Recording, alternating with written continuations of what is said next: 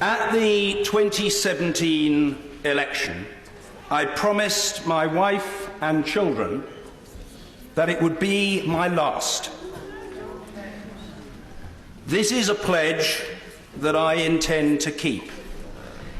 If the House votes tonight for an early general election, my tenure as Speaker and MP will end when this Parliament ends. If the House does not so vote, I have concluded that the least disruptive and most democratic course of action would be for me to stand down at the close of business on Thursday, October the 31st.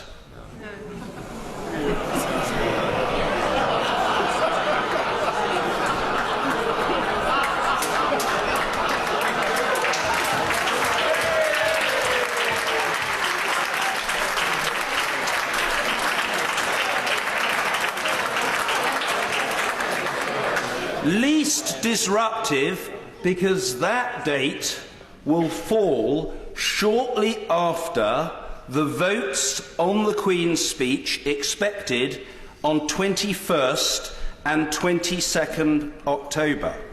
The week or so after that may be quite lively, and it would be best to have an experienced figure in the chair for that short period. As Speaker, I have sought to increase the relative authority of this legislature, for which I will make absolutely no apology to anyone, anywhere, at any time. To deploy a perhaps dangerous phrase, I have also sought to be the backbencher's backstop. I could not do so without the support of a small but superb team in Speaker's House, the wider House staff, my Buckingham constituents, and above all, my wife Sally and our 3 children, Oliver, Freddie and Jemima. This has been,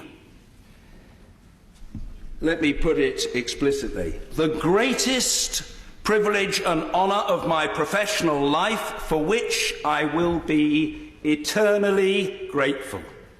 As the Speaker of the House of Commons, thank you.